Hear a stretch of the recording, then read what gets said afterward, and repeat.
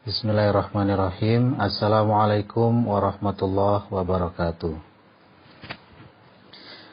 Bismillah walhamdulillah. Hamdan katsiran thayyiban mubarakan fih, mubarakan alaih, kama yuhibbu rabbuna wa yarda. Asyhadu an la ilaha illallah wahdahu la syarikalah, wa asyhadu anna Muhammadan abduhu wa rasuluh, amma ba'du. Kepada yang terhormat Bapak dosen pengampu mata kuliah Pemikiran Pendidikan Islam Klasik dan Modern, Bapak Dr. Muhammad Arfan Muammar, MPDI, serta rekan-rekan mahasiswa pasca sarjana yang saya muliakan. Terima kasih atas waktu dan kesempatan yang diberikan kepada saya atas nama Muhammad Su'eb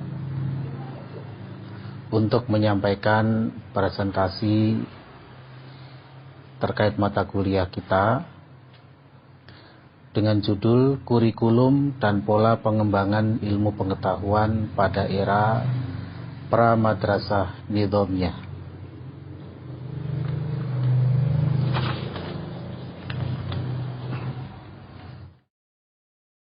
Pendidikan Islam mempunyai sejarah yang panjang. Dalam pengertian yang seluas-luasnya, pendidikan Islam berkembang seiring dengan kemunculan Islam itu sendiri. Pada masa awal perkembangan Islam, tentu saja pendidikan formal yang sistematis belum terselenggara. Pendidikan yang berlangsung dapat dikatakan bersifat informal, dan ini pun lebih berkaitan dengan upaya-upaya dakwah Islamiyah, penyebaran dan penanaman dasar-dasar kepercayaan dan ibadah Islam. Dalam kaitan itulah dapat dipahami bahwa proses pendidikan Islam pertama kali berlangsung di rumah yang terkenal dengan Darul Arqam. Tetapi ketika masyarakat Islam sudah terbentuk, maka pendidikan diselenggarakan di masjid dan Masjid Khon. Proses pendidikan ini dilakukan dalam halaqah atau yang disebut lingkaran belajar. Pendidikan formal Islam baru muncul pada masa lebih belakangan, yakni dengan kebangkitan madrasah yang dalam sejarah Islam lebih dikenal dengan madrasah Nidhamiyah yang dipelopori oleh Nizam al-Mulk pada dinasti Saljuk, sebagaimana yang akan menjadi topik pembahasan kali ini. Berikutnya akan saya sampaikan pertumbuhan awal madrasah sebagai evolusi lembaga pendidikan Islam. Pendidikan Islam secara kelembagaan tampak dalam berbagai bentuk yang bervariasi. Di samping lembaga yang bersifat umum seperti masjid, terdapat lembaga-lembaga lain yang mencerminkan kekhasan orientasinya. Secara umum, pada abad keempat Hijrah, dikenal beberapa sistem pendidikan atau madaris at-tarbiyah Islam. Sejarah pendidikan Islam pramodern tidak sepenuhnya dapat dilihat dalam kerangka organisasi dan kelembagaan seperti saat ini. Secara garis besar, pendidikan modern seperti kita kenal sekarang ini menganut satu sistem organisasi yang membagi pendidikan dalam beberapa tingkatan. Ada pendidikan dasar, pendidikan menengah, pertama dan atas, serta pendidikan tinggi. Sistem organisasi ini berhubungan secara paralel dengan tingkatan lembaga pendidikan yang ada, lembaga pendidikan dasar, menengah, dan tinggi. Akan tetapi, sistem pendidikan pramodern tidak ditemui adanya tingkatan-tingkatan dalam sistem pendidikan Islam seperti saat ini.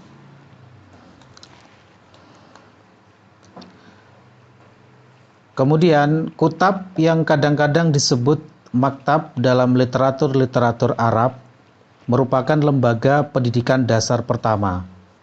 munculnya kutab yang didefinisikan sebagai tempat belajar membaca dan menulis. Sebagaimana kita ketahui bahwa kegiatan belajar membaca dan menulis memang sudah dimulai sejak awal perkembangan Islam. Dan tugas ini umumnya dilaksanakan oleh guru-guru non-muslim, seperti halnya dalam kasus tawanan Badar. Hal itu dikarenakan yang pandai membaca dan menulis di kalangan kaum muslimin ketika itu masih sedikit sekali, dan tenaga mereka sudah dipakai Nabi Shallallahu Alaihi Wasallam menjadi sekretaris beliau untuk mencatat wahyu. Sementara itu, dari penjelasan di atas, maka kita dapat dengan mudah mengidentifikasikan kutab sebagai lembaga pendidikan dasar dan madrasah sebagai lembaga pendidikan tinggi. Sejarah pendidikan Islam menunjukkan bahwa lulusan kutab dapat melanjutkan pendidikan langsung ke madrasah, satu kenyataan yang mengandung implikasi tidak adanya pendidikan menengah. Hasan Muhammad Hasan dan Nadiah Muhammad Jamaluddin membagi sistem pendidikan yang di dalamnya memuat beberapa institusi yang dipakai. Masing-masing dapat digambarkan sebagai berikut. 1. Failasuf menggunakan Dar al-Hikmah, Al-Muntadiyat, Hawanit, dan Warraqi'in. 2. Mutasawwif menggunakan Al-Zawaya, Ar-Ribat, Al-Masajid, dan Halaqat Adz-Dzikr. Syi'iyin menggunakan Dar al-Hikmah, Al-Masajid, dan Pertemuan Rahasia. Mutakallimin menggunakan Al-Masajid, Al-Maktabat, Hawanit, Al-Warraqin, dan Al-Muntadiyat. Fuqaha dan ahli hadis menggunakan Al-Qatatib, Al-Madaris, dan Al-Masajid.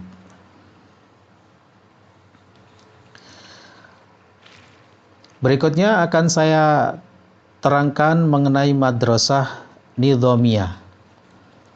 Yang pertama terkait motif pembangunan madrasah nidhamiyah. Nidhamiyah adalah suatu fenomena penting tidak saja dalam sejarah pendidikan Islam, tetapi juga dalam konteks sejarah peradaban Islam secara umum. Hal ini antara lain karena 1. Pembangunan jaringan madrasah nidhamiyah adalah merupakan bagian signifikan dari kejayaan peradaban Islam, khususnya di teritori dinasti Saljuk, yaitu pada kisaran tahun 429 sampai 590 Hijriah atau 1038 sampai 1194 Masehi. Dalam hal ini, madrasah nidhamiyah dipandang sebagai sebuah epoch dalam sejarah pendidikan Islam. 2. Fenomena pembangunan rangkaian madrasah nidhamiyah terjadi menyusul peralihan kekuasaan dari dinasti Syiah Buwayyi kepada dinasti Sunni Saljuk. 3.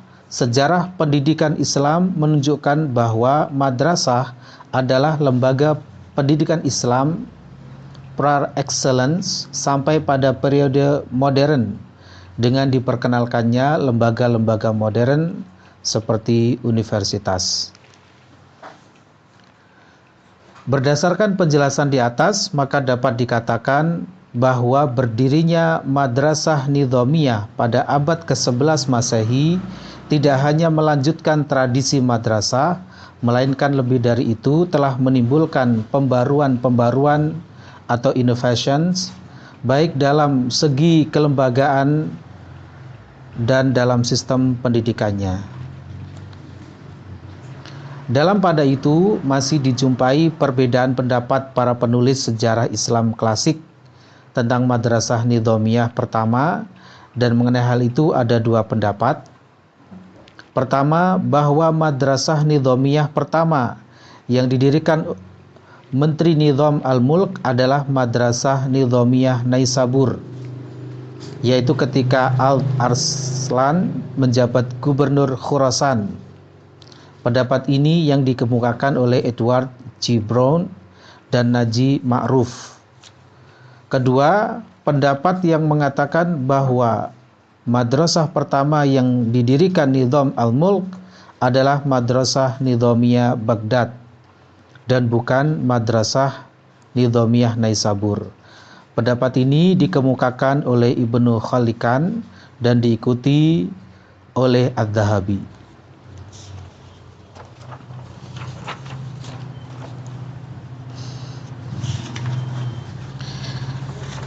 Jadi Nizamiyah mengambil nama dari Nizam Al-Mulk, berdiri sebagai madrasah yang paling unggul pada abad ke-11 Masehi, sebagai salah satu pusat pendidikan tinggi paling terkenal abad ini dan menjadi semacam model bagi pembangunan lembaga-lembaga serupa di seluruh daerah kekuasaan Islam.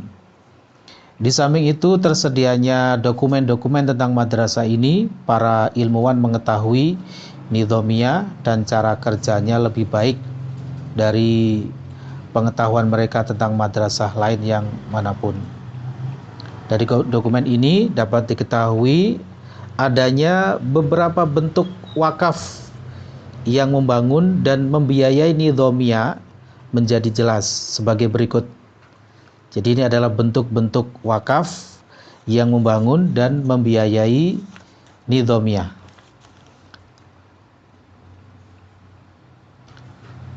Pertama, Nizamiyah merupakan wakaf yang disediakan untuk kepentingan penganut madhab Syafi'i dalam fikih dan usul al-fiqih. Dua, harta benda yang diwakafkan kepada Nizamiyah adalah untuk kepentingan penganut madhab Syafi'i dalam fikih dan usul fikih. Tiga, pejabat-pejabat utama Nizamiyah harus bermadhab Syafi'i dalam fikih dan usul al-fiqih. Ini mencakup mudarris, wa'id, dan pustakawan. 4. Nizamiyah harus mempunyai tenaga pengajar bidang kajian Al-Quran. 5. Nizamiyah harus mempunyai tenaga pengajar bahasa Arab. Dan yang keenam, setiap staf menerima bagian tertentu dari penghasilan yang diperoleh dari harta wakaf Nizamiyah. Tujuan Nizam Al-Mulk mendirikan madrasah-madrasah itu adalah untuk memperkuat pemerintahan Turki Bani Saljuk dan untuk menyiarkan madhab keagamaan pemerintahan, yaitu penganut ahli sunnah atau madhab Syafi'iyah Asy'ariyah. Nizam Al-Mulk menggunakan madrasah sebagai alat untuk melindungi kelompok Syafi'iyah atau Sunni dan kelompok Asy'ariyah, dan dengan demikian membentuk suatu kelompok yang akan mendukung kebijakan-kebijakannya. Berikutnya akan saya sampaikan madrasah-madrasah Nizamiyah. Ada apa saja? Yang pertama ada Madrasah Nizamiyah Naisabur.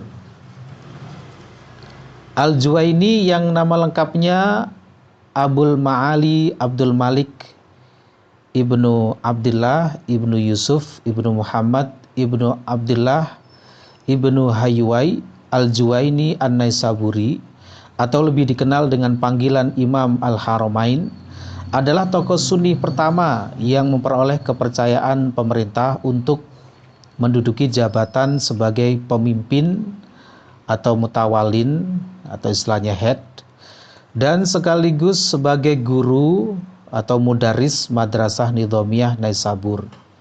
Ia dilahirkan di Naisabur pada tanggal 18 Muharram 419 Hijriah, bertepatan dengan 18 Februari 1028 Masehi. Itu yang pertama, yaitu Madrasah Nizamiyah Naisabur. Yang kedua yaitu Madrasah Nizamiyah Baghdad. Perdana Menteri Nizam Al-Mulk mendirikan Madrasah Nizamiyah Baghdad untuk Syekh Abu Ishaq Ibrahim Ibnu Ali Ibnu Yusuf Asy-Syirazi, atau yang lebih dikenal dengan nama singkatnya Abu Ishaq Asy-Syirazi, Nizam al-Mulk mengangkatnya sebagai pimpinan dan sekaligus guru besar pertama madrasah tersebut. Abu Ishaq Asy-Syirazi memegang jabatan ini selama 17 tahun. Yang ketiga yaitu Madrasah Nizamiyah Isfahan.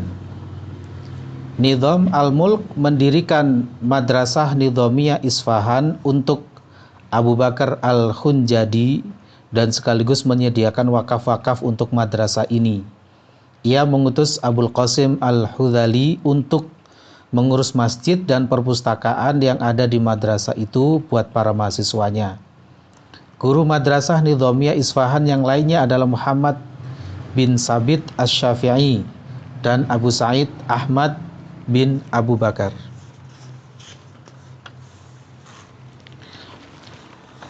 Itu yang ketiga. Sekarang yang keempat adalah Madrasah Nizamiyah Jazirah.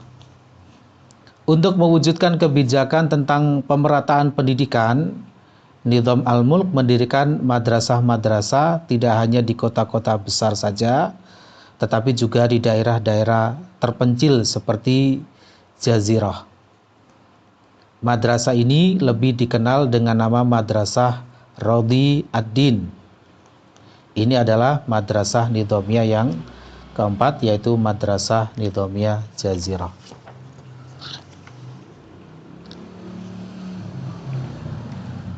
Pembahasan berikutnya mengenai pengelolaan Madrasah Nizamiyah. Berikutnya mengenai pengelolaan Madrasah Nizamiyah.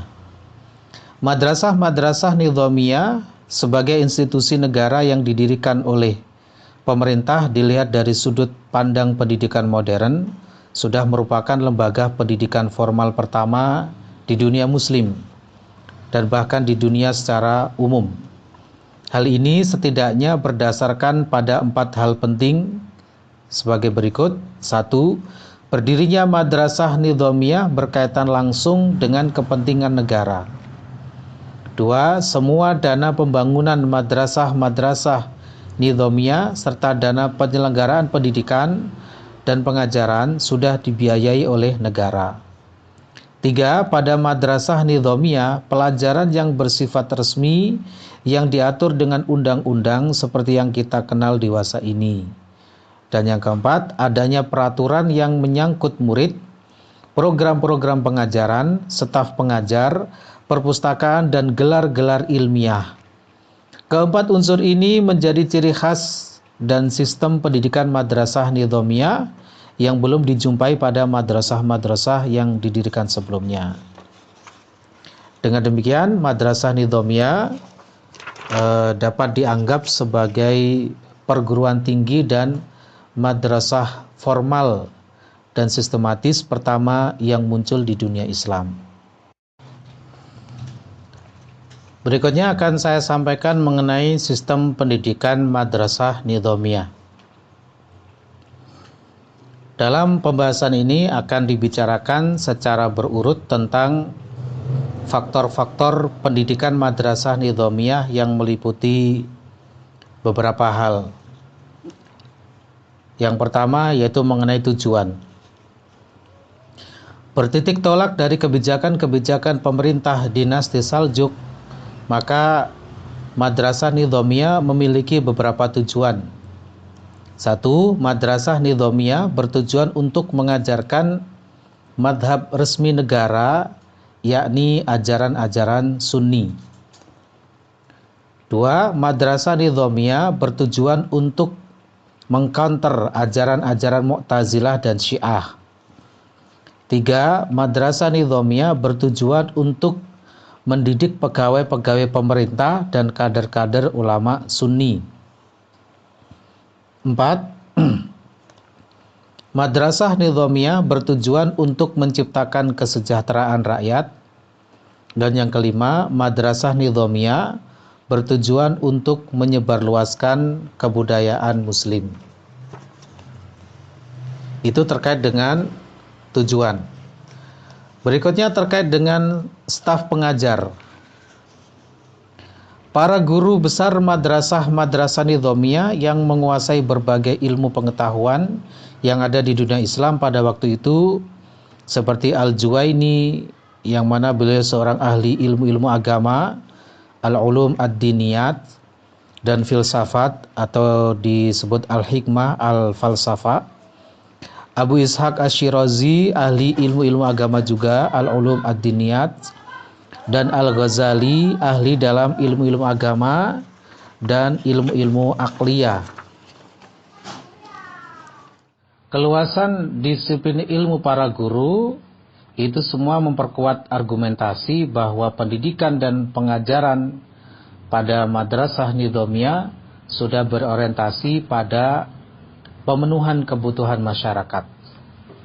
Di samping itu, para guru besar madrasah nidhamiyah terdiri dari para ulama sunni dari berbagai madhab yang ada seperti Abul Faraj Abdurrahman Ibnu Ali Ibnu Al-Jauzi yang merupakan pemuka fikih Hambali, dan Abu Bakar Al-Mubarak Ibnu Sa'id Ibnu Ad-Dihan An-Nahwi Al-Wasiti Al-Wajih Al-A'ma yang merupakan pakar bahasa Arab.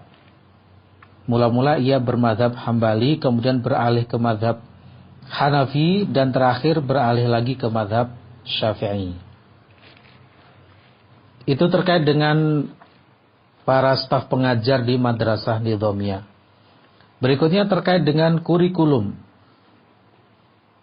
Pembahasan ini dimulai dengan mengemukakan klasifikasi ilmu pengetahuan berikut dengan cabang-cabangnya, khususnya yang berkembang pada masa dinasti Saljuk, sebagaimana yang dikemukakan oleh Ahmad Kamal Ad-Din Helmi, yang dikutip oleh Abdul Mukti, Konstruksi Pendidikan Islam, sebagai berikut.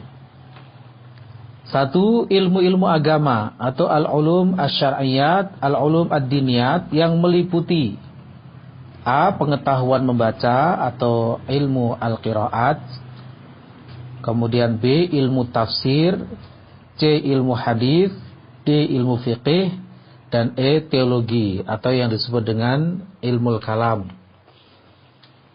Yang kedua, ilmu-ilmu akliyah, al-ulum al-akliyat. Ilmu ini disebut juga dengan ilmu sekuler yang terdiri dari filsafat, ilmu fisika, astronomi, ilmu ukur atau geometri, ilmu berhitung atau aritmetik, ilmu kesenian, ilmu hukum, dan ilmu kedokteran. Yang ketiga, ilmu bahasa atau ulum al-lughat meliputi ilmu-ilmu bahasa, ilmu kesusastraan, dan retorika. Berikutnya mengenai metode pembelajaran.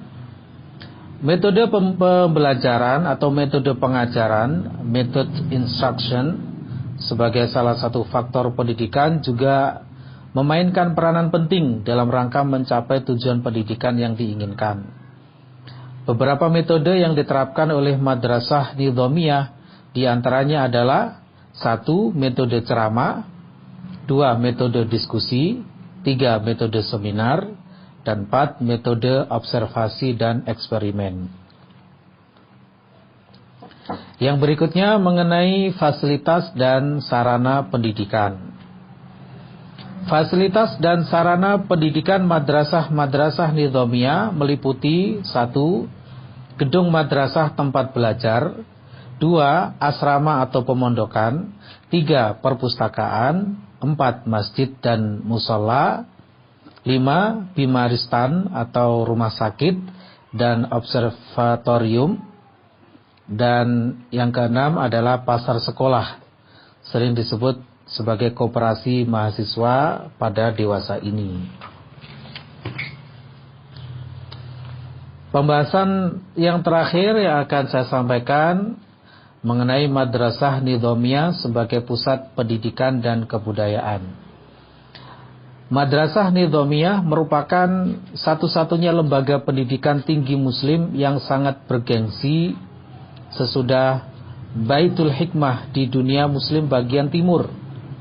Popularitas madrasah ini dapat disejajarkan dengan Jami' Al-Azhar dan Dar Al-Ilm di Mesir, serta Jami' Cordova di Spanyol. Arti penting dari semua perguruan tinggi itu terletak pada peranannya dalam mengantarkan dan memperkukuh kedudukan kaum muslimin sebagai adikuasa di periode klasik, yaitu sekitar tahun 650 sampai 1258. Tetapi perjalanan sejarah semua perguruan tinggi tersebut berbeda. Dari semua perguruan tinggi klasik itu, hanyalah Jami' Al-Azhar yang masih eksis hingga dewasa ini. Mungkin karena itulah dalam bahasa Arab, perguruan tinggi lebih populer disebut Al-Jami' atau Al-Jami'at, berasal dari kata Jami' Al-Azhar. Sementara yang lainnya sudah hancur semuanya. Di antara yang sudah hilang adalah Madrasah Nidhamiyah yang masih mempunyai pengaruh tinggi hingga sekarang ini, baik di dunia timur maupun di dunia barat. Demikian presentasi yang bisa saya sampaikan. Ada kekurangan dan beberapa hal yang mungkin kurang bisa tersampaikan dengan baik. Saya mohon maaf. Semoga bermanfaat. Akhirul kalam, wabillahi taufiq wal hidayah. Wassalamualaikum warahmatullahi wabarakatuh.